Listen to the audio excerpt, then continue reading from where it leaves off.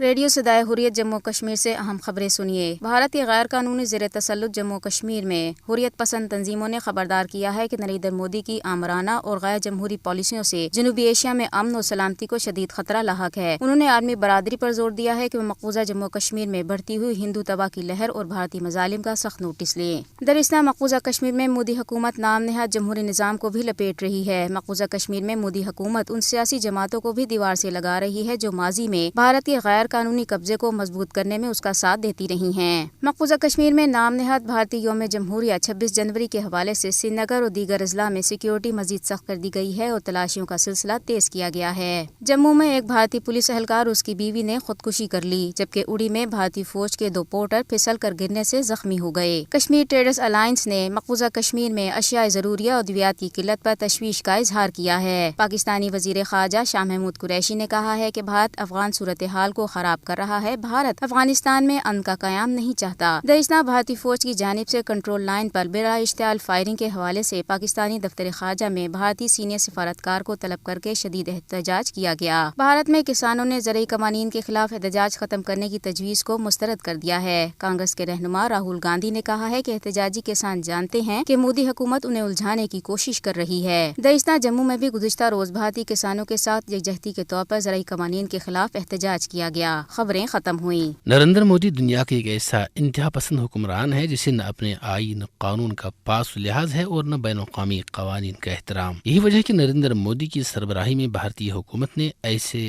اقدامات اٹھائے جن اقدامات نے بھارتیوں کے ہوش اڑا دیے، جس کی تازہ مثال بھارتی کسانوں کا شدید اور مسلسل احتجاج ہے، جس دوران درجنوں کسان ہلاک ہو چکے ہیں۔ اس احتجاج نے بھارتی عوام کو بہت کچھ سوچنے پر مجبور کر دیا ہے۔ دوسری طرف بھارت کے زیر قبضہ مقبوضہ جموں کشمیر کا خطہ بے سکون ہے۔ یہاں کے عوام و خاص شدید پریشانی کا شکار ہیں۔ یہاں کی کوئی چیز سلامت نہیں، یہاں ظلم و جبر کا راج ہے اور یہاں پر ہر کسی کی زندگی داؤ پر لگی ہوئی ہے۔ بھارت کے ان ظالمانہ اور جابرانہ اقدامات نے بھارتی جمہوریت کا پول کھول کر رکھ دیا ہے۔ بھارت حقیقت میں ایک غیر جمہوری اور فسطائی ملک ہے جسے کسی کی کوئی پرواہ نہیں ہے۔ کشمیری ایک طویل عرصہ سے بھارتی جارحیت کا شکار ہیں۔ کشمیریوں کے لیے بھارتی جبر اور ظلم سے چھٹکارے کے لیے ایک منظم اور مسلسل جدوجہد کی ضرورت ہے، جس کے لیے ہماری قوم ایک طویل عرصہ سے مصروف عمل ہے۔ ہماری قوم نے اپنے تشخص کو بچانے کے لیے ہر لحاظ سے بھرپور کوششیں کی ہیں اور یہ کوششیں آج بھی جاری ہیں۔ ان کوششوں میں مزید بہتری لانے کی ضرورت ہے، اس لیے کہ ایک منظم، مربوط اور مسلسل جدوجہد ہی کے ذریعے سے بھارتی سفاکت اور ظلم کا مقابلہ کیا جا سکتا ہے اور بھارت کو اس کے ناپاک عزائم میں ناکام کیا جا سکتا ہے۔ اس کے علاوہ عالمی برادری پر بھی یہ لازم ہے کہ وہ قضیہ کشمیر کے منصفانہ حل اور ان مظالم کو رکوانے کے لیے ٹھوس اقدامات کرے۔